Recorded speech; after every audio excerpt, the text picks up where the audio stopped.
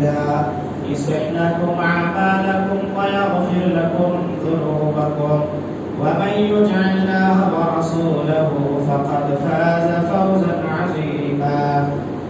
أما بعد فإن خير الحديث كتاب الله وخير الهدي هدي محمد صلى الله عليه وسلم وشر الأمور محدثاتها وكل محدثة بدعة وكل بدعة ضلالة وكل ضلالة في النار. أعوذ بالله من الشيطان الرجيم. بسم الله الرحمن الرحيم. الله الذي خلقكم من ضعف ثم جعل من بعد ضعف قوة ثم جعل من بعد قوة ضعفا وشيبا يخلق ما يشاء وهو العليم القدير. رب اشرح لي صدري ويسر لي أمري واحلل عقدة من لساني يفقهوا قولي رب زدني علما. تمام قسم کی تعریف حمد و ثنا اللہ رب العالمین کے لیے لائق و سزاوار ہے.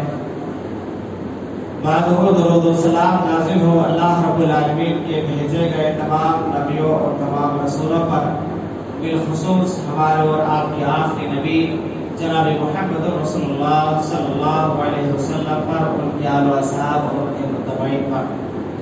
معزز سامعین، بزرگوں، نوجوان ساتھیوں، پردہ نشین اسلامی خواتین، پچھلے جمعہ آپ کے سامنے اللہ تعالیٰ کی نظروں میں جوانی کی اہمیت اس سلسلے میں چند باتیں کی گئی تھی.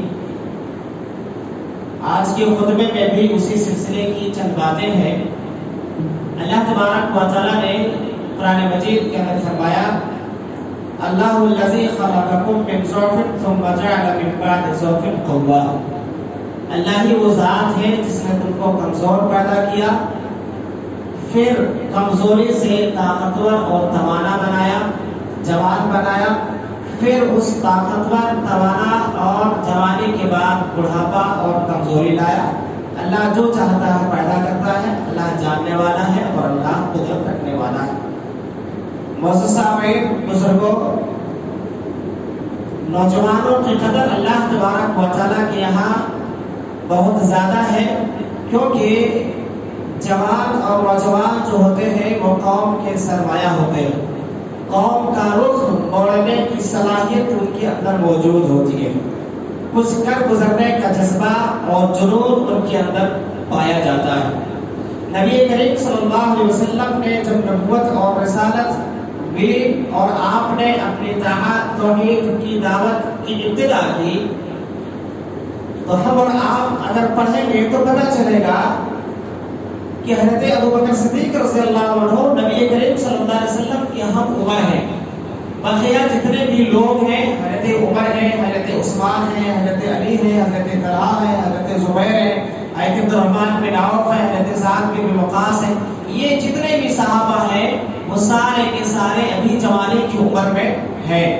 اور ان لوگوں نے آپ کی دعوت کو قبول کیا، آپ کی دعوت کو دنیا میں عام کرنے کی کوشش کی، اور ان کی محنت، ان کی کوشش اور ان کے جدوجہد سے دین اسلام پوری دنیا میں غالب ہوا.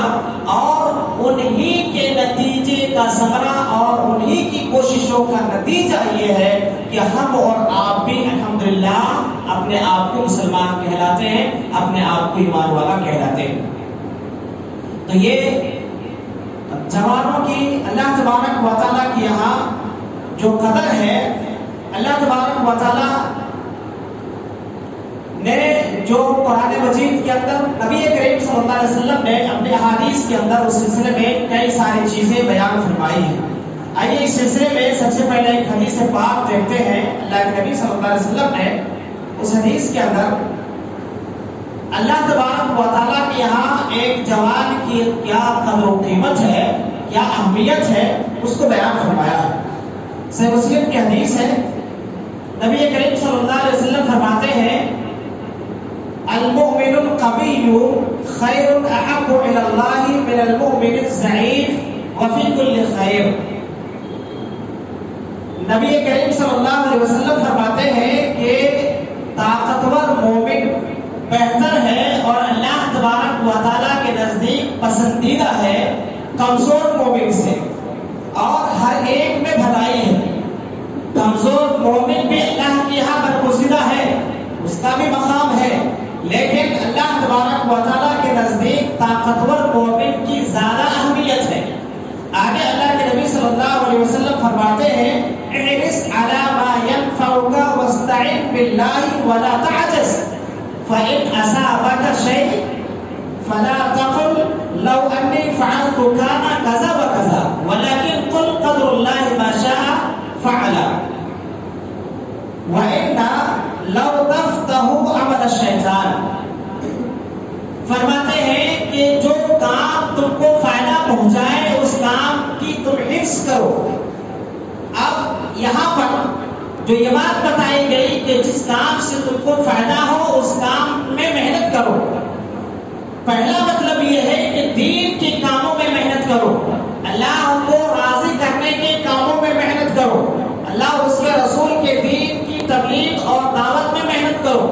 دوسرا یہ ہے کہ دنیاوی اعتبار سے بھی جس کام سے تم کو فائدہ ملے اس کام میں محنت کرو، اور وَاسْتَعِنْ بِاللَّهِ وَلَا تَعْجِزْ، اور سست بن کر کے ہاتھ پیر موڑ کر کے نہ بیٹھ جاؤ کہ نہیں یہ کام ہم سے نہیں ہونے والا، ہم یہ کام نہیں کر سکتے، بلکہ اس حدیث کے اندر ابھارا یہ گیا ہے کہ ایک جوان کو ہمیشہ چست رہنا چاہیے، ہمیشہ تندرست رہنے کی کوشش کرنا چاہیے، اور کبھی سستی اور کاہلی نہیں کرنی چاہیے۔ آخرت کے کام ہو یا دنیا کے کام ہو، دونوں اعتبار سے۔ پھر آگے اللہ کے نبی فرماتے ہیں کہ اگر کبھی بسا اوقات ایسا کام ہو جائے تو یہ نہ کہو کہ میں ایسا کرتا تو ایسا ہوتا، ایسا نہ کرتا تو ایسا نہ ہوتا، کیونکہ یہ اگر مگر یہ شیطانی ڈگر ہے، یہ شیطان کی چال ہے، شیطان کے راستے۔ پتہ یہ چلا کہ ایمان والے کی قدر اللہ تبارک و تعالیٰ کے یہاں بڑی ہے، اور نوجوانوں میں ان نوجوانوں کی قدر ہے جو اہل توحید ہیں، جو اہل ایمان ہیں، اور جو اپنی جوانی کو اللہ کے کاموں میں صرف کرتے ہیں، دین کے کاموں میں صرف کرتے ہیں، اور اپنی آخرت کو بنانے میں صرف کرتے ہیں۔ ایسی جوانی کی اللہ کی یہاں بڑی قدر ہے، بڑی قدر ہے۔ ورنہ پھر اللہ تبارک و تعالیٰ کے یہاں جو آپ اور ہم دیکھیں گے اصحاب کہف کے بارے میں ہر آدمی نے سن رکھا ہے، جان رکھا ہے۔ وہ چند نوجوان تھے، اللہ تبارک و تعالیٰ نے ان کی یہ قدر کی، اتنی قدر کی کہ اس کے ساتھ جو ایک کتا تھا، اللہ تبارک و تعالیٰ نے ان نوجوانوں کی قدر کے ساتھ اس کتے کی بھی قدر کی، ایک ناپاک جانور کی بھی، اور اللہ تبارک و تعالیٰ نے جیسے ان نوجوانوں کو کئی سو سال تک زندہ رکھا، ویسے ہی اس کتے کو بھی ان کے ساتھ زندہ رکھا۔ یہ ایک نوجوان کی قدر اللہ رب العالمین کی نظروں میں۔ اور اسی طریقے سے ایک اور حدیث ہے، نبی کریم صلی اللہ علیہ وسلم اس حدیث کے اندر فرماتے ہیں، صحیح بخاری کی حدیث ہے، حضرت عبداللہ بن عمر رضی اللہ عنہ راوی حدیث ہے، نبی کریم صلی اللہ علیہ وسلم نے فرمایا اِنَّ مِنَ الشَّجَرِ شَجْرَةٌ لَا يَسْقُطُ وَرَقُهَا وَهِيَ مَثَلُ الْمُسْلِمِ حَدِّثُونِي مَا هِيَ۔ نبی کریم صلی اللہ علیہ وسلم نے فرمایا کہ ایک درخت ہے جس درخت کے پتے کبھی نہیں جھڑتے، اور اس درخت کی مثال ایک مومن کی طرح ہے، تم مجھے بتاؤ کہ وہ کون سا درخت ہے؟ حضرت عبداللہ بن عمر رضی اللہ عنہ کہتے ہیں کہ فوقع الناس فی شجرۃ البادیہ ووقع فی نفسی انها النخلہ فاستحییت فقالوا یا رسول اللہ اخبرنا بها فقال رسول اللہ صلی اللہ علیہ وسلم هي النخلہ۔ کہتے ہیں کہ جب یہ سوال نبی کریم صلی اللہ علیہ وسلم نے کیا تو سارے لوگ جنگلوں کی طرف چلے گئے، یعنی سب کا ذہن ادھر چلا گیا، ہر آدمی سوچنے لگا کہ وہ کون سا درخت ہے جس کے پتے کبھی نہیں جھڑتے، ہمیشہ ہرا بھرا رہتا ہے، اور ایک مومن کی مثال ویسے ہی ہے۔ حضرت عبداللہ کی عمر کہتے ہیں میرے ذہن میں آیا کہ وہ کھجور کا درخت ہے، لیکن میں نے نبی کریم صلی اللہ علیہ وسلم کو جواب نہیں دیا، مجھے شرم آئی۔ اس کی وجہ کیا تھی کہ بڑے بڑے صحابہ موجود تھے، حضرت ابوبکر تھے، حضرت عمر تھے، حضرت عثمان تھے، ہر سے کے بڑے بڑے صحابہ موجود تھے، لہٰذا انہوں نے بڑے صحابہ کی موجودگی میں بات کرنا مناسب نہیں سمجھا، بڑے صحابہ کی عزت، ان کا ادب و احترام کے تقاضے کو ملحوظ رکھتے ہوئے نبی کریم صلی اللہ علیہ وسلم سے لوگوں نے کہا کہ اللہ کے نبی آپ بھی بتائیے کہ وہ کون سا درخت ہے؟ نبی کریم صلی اللہ علیہ وسلم نے کہا کہ وہ کھجور کا درخت ہے۔ حضرت عبداللہ ابن عمر رضی اللہ عنہ جب گھر گئے تو اپنے والد محترم حضرت عمر رضی اللہ عنہ سے کہا کہ جو سوال نبی کریم صلی اللہ علیہ وسلم نے کیا تھا مجھے اس کا جواب معلوم تھا، تو کہا کہ تم نے پھر کیوں نہیں جواب دیا؟ اگر تم وہاں جواب دیتے تو مجھے اتنی خوشی ہوتی جتنی خوشی کسی کو 100 کو اونٹ ملنے سے ہوتی ہے، اس سے بھی زیادہ خوشی ہوتی ہے۔ بہرحال اس حدیث پاک کے اندر نبی کریم صلی اللہ علیہ وسلم نے جو بات بتائی ہے وہ یہ کہ ایک مومن ایک مسلمان کی تشبیہ ایک درخت سے دی گئی ہے، ایک کھجور کے درخت سے خاص طور سے دی گئی ہے کہ ایک کھجور کا درخت جب تک ہرا بھرا رہتا ہے، زندہ رہتا ہے، وہ اپنے چھاؤں کے ذریعے دوسروں کو فائدہ پہنچاتا ہے، اپنے پھل کے ذریعے بھی فائدہ پہنچاتا ہے۔ ایک مومن ایک مسلمان کو بھی اپنی زندگی میں دوسروں کو فائدہ پہنچانے والا ہونا چاہیے۔ اور دوسری بات یہ بتائی گئی اس حدیث پاک کے اندر کہ انسان جب شہر کی گرمی، اس کی تپش، اس کی حرارت سے پریشان ہوتا ہے تو آدمی شہر سے باہر گاؤں کی طرف جاتا ہے، ہریالی کی طرف جاتا ہے تاکہ اس کے جسم کو آرام ملے، اس کی روح کو ٹھنڈک ملے۔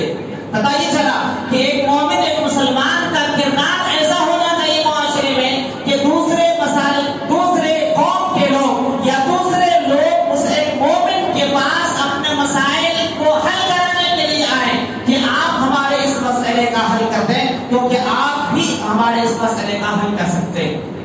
لیکن آج بدقسمتی یہ ہے کہ مسلمانوں سے لوگ چڑھتے ہیں، ہم سب سے لوگ چڑھتے ہیں، نفرت کرتے ہیں، کوئی ہمارے ساتھ آنا نہیں چاہتا، کوئی ہمارے سامنے بات کرنا نہیں چاہتا، کوئی ہمیں اپنے مسائل سنانا نہیں چاہتا، جبکہ ایک مومن کو ایسا ہونا چاہیے کہ دوسرا مجبور ہو اپنے مسائل ہمارے سامنے سنانے کے لیے۔ اس کے بعد یہ دوسری بات ہے۔ تیسری بات اس حدیث کے اندر جو بتائی گئی ہے وہ ایک نوجوان کے لیے کہ حضرت عبداللہ ابن عمر رضی اللہ عنہ ایک جوان صحابی تھے اس وقت، اور انہوں نے ایک سوال کا جواب معلوم ہونے کے باوجود بڑوں کا احترام کیا، بڑوں کا ادب کیا، بڑوں کی عزت کی، اور انہوں نے اس سوال کا جواب نہیں دیا۔ پتہ ہی چلا کہ جوانوں کو اپنے بڑے بزرگوں کی عزت اور اس کا احترام کرنا چاہیے، ادب کرنا چاہیے۔ ایسا نہیں کہ جو ہے چار باتیں سیکھ لیے، ادھر ادھر سے چار کتابیں پڑھ لی اور لگے ایک دوسرے کے اوپر فتوی بازی کرنے کے لیے، اور لگے ایک دوسرے کو جو ہے نیچا دکھانے کی کوشش میں کہ وہ صحیح نہیں، وہ فلانا مسلک صحیح نہیں، فلانے عالم کی تقریر صحیح نہیں۔ یہ کون ہوتے ہیں آخر؟ ہم کون ہوتے ہیں کسی کے اوپر فتویٰ دینے والے؟ فتویٰ دینا ایک عالم کا کام ہوتا ہے، یہ کسی جاہل کا کام نہیں ہوتا ہے، ایک عام انسان کا کام نہیں ہوتا۔ بہرحال شریعت نے ہمیں اور آپ کو یہ سکھایا ہے کہ ہر مومن، ہر مسلمان کو ایک دوسرے کی عزت، ایک دوسرے کا ادب و احترام کرنے والا ہونا چاہیے۔ یہ جب چیزیں اس حدیث پاک کے اندر نبی کریم صلی اللہ علیہ وسلم نے ہمیں اور آپ کو بتائی ہے، لیکن ہمارے غلط رویے، ہمارے برے کام اور ہمارے غلط کام ہمیں اور آپ کو تو بدنام کرتے ہی کرتے ہیں۔ اس کی وجہ سے ہمارے دین اسلام کو لوگ بدنام کرتے ہیں، ہمارے نبی جناب محمد رسول اللہ صلی اللہ علیہ وسلم کی بھی لوگ توہین کرتے ہیں اور ان کے شان میں گستاخیاں ہوتی ہیں۔ ابھی پچھلے دنوں مہاراشٹر کے اندر نبی کریم صلی اللہ علیہ وسلم کی شان میں گستاخی کی گئی اور آپ کو برا بھلا کہا گیا۔ یہ چیزیں آخر کیوں ہوتی ہیں؟ بار بار ہوتی ہیں، اور ہر بار چونکہ ہم غلط کرتے ہیں، ہمارا رویہ غلط ہوتا ہے، ہمارے کردار کہیں نہ کہیں غلط ہوتے ہیں، جس کی وجہ سے لوگوں کو ہمارے شعائر کے اوپر، ہمارے نبی کے اوپر، ہمارے دین کے اوپر اور ہمارے مذہبی کتاب کے اوپر بھی دست دراز کرنے کی جسارت ان کو ملتی ہے۔ ایسی صورت میں ایک مومن، ایک مسلمان کا کردار کیا ہونا چاہیے کہ اپنا امیج بھی بچائے، دین اسلام کا امیج بھی بچائے، نبی کریم صلی اللہ علیہ وسلم کا بھی تحفظ اور دفاع ہو۔ حضرت نبی کریم صلی اللہ علیہ وسلم کی زندگی کا واقعہ ہے. ایک جنگ سے واپس آ رہے تھے.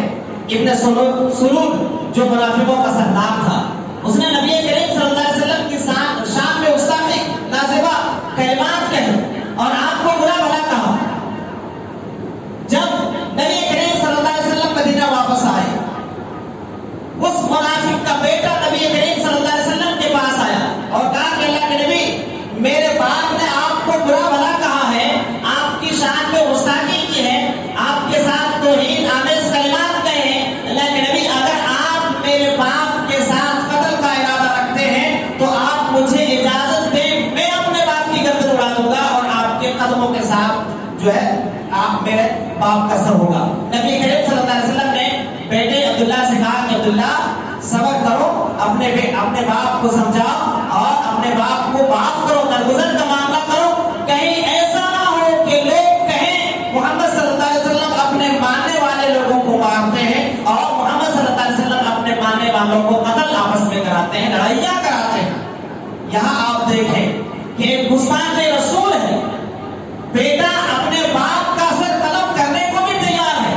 نبی کریم صلی اللہ علیہ وسلم صرف اس وجہ سے اس گستاخ رسول کو معاف کرتے ہیں، بیٹے کو بھی سمجھاتے ہیں کہ دیکھو اس کی وجہ سے میرا امیج خراب ہوگا، دین اسلام کی بدنامی ہوگی، مسلمانوں کی بدنامی ہوگی، لہذا ایسا کام نہ کرو جس سے دین اسلام بدنام ہو، ایسا کام نہ کرو جس سے مسلم قوم بدنام ہو، ایسا کام نہ کرو جس سے ہمارے رسول بدنام ہو، ایسا کام نہ کرو جس سے ہمارا قرآن بدنام ہو. ہر مومن، ہر مسلمان کو یہ چیز سمجھنے کی ضرورت ہے. اب ایک مومن، ایک مسلمان کو خاص طور سے ایک نوجوان کو آخر ہونا کیسا چاہیے، اس کا کردار کیسا ہو. حضرت موسیٰ علیہ السلام کا واقعہ ہر کسی کو معلوم ہے. موسیٰ علیہ السلام ابھی فرعون کے محل میں پرورش پا رہے ہیں، جوان ہو گئے ہیں. ایک دن دیکھا کہ دو آدمی آپس میں لڑ رہے ہیں. موسیٰ علیہ السلام نے ایک موسیٰ علیہ السلام کے خاندان کا تھا، ایک فرعون کے خاندان کا تھا. موسیٰ علیہ السلام نے فرعون کے خاندان والے کو سمجھایا، ایک مکہ مارا، خالی ایک پنچ مارا، وہ آدمی وہی ڈھیر ہو گیا، مر گیا.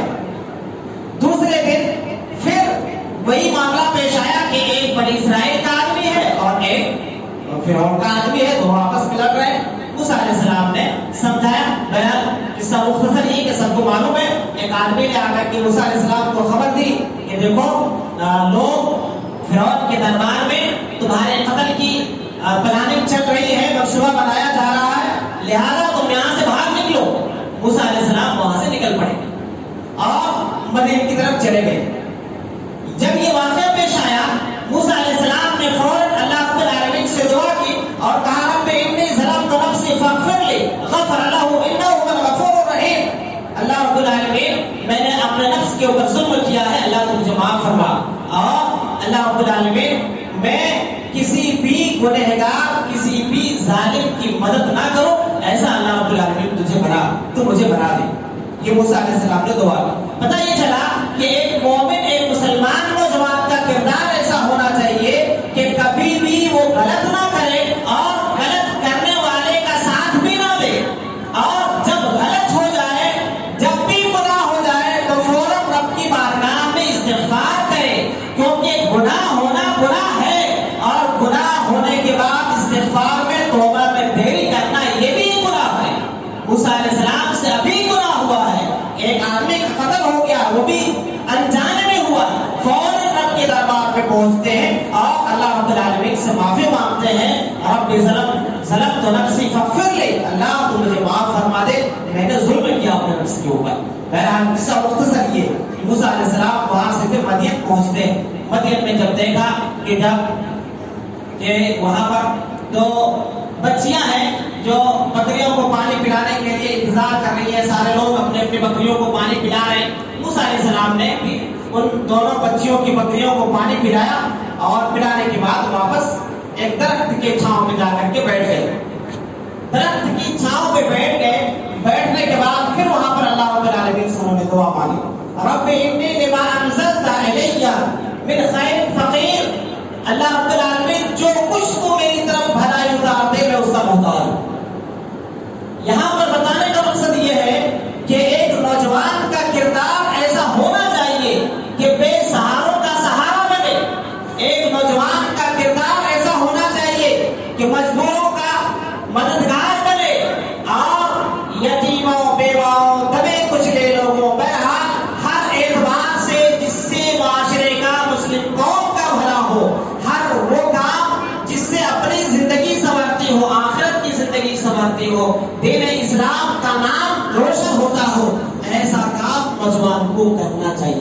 اس کے بعد ایک چیز جو اس میں ہمیں اور آپ کو بتایا گیا ہے کہ موسیٰ علیہ السلام نے اللہ رب العالمین سے مانگا. موسیٰ علیہ السلام جب وہاں گئے ہیں، کھانے کو کھانا نہیں ہے، پہننے کو کپڑے نہیں ہے، بس یہ کہ کوئی چیز ان کے پاس نہیں، کیونکہ اپنے شہر سے اپنے گھر سے وہ جو ہے وہاں سے نکل کے گئے ہیں. اور تو ایسی صورت میں انہوں نے اللہ رب العالمین سے دعا مانگی. یہاں پر ایک نوجوان کا کردار یہ ہونا چاہیے کہ اگر اس کے پاس کوئی کام نہیں ہے، کوئی جاب نہیں ہے، کوئی نوکری نہیں ہے، تو ادھر ادھر ہاتھ پیر تو ضرور مارے آدمی کہ کہاں ہے کیا ہے، اس کو تلاش کرے. ساتھ ہی ساتھ اللہ رب العالمین کے اوپر توکل ہو اور اللہ رب العالمین سے انسان دعائیں بھی کرتا رہے، کیونکہ اللہ تبارک و تعالیٰ کی طرف سے ہی نوکری ملے گی. اگر جاب نہیں ہے تو دینے والی ذات اللہ ہی ہے. اگر آپ کے پاس کھانا نہیں ہے تو دینے والی ذات اللہ ہی ہے. کپڑا نہیں ہے تو پہنانے والے ذات اللہ ہی ہے. اللہ کے علاوہ کوئی اور دے ہی نہیں سکتا.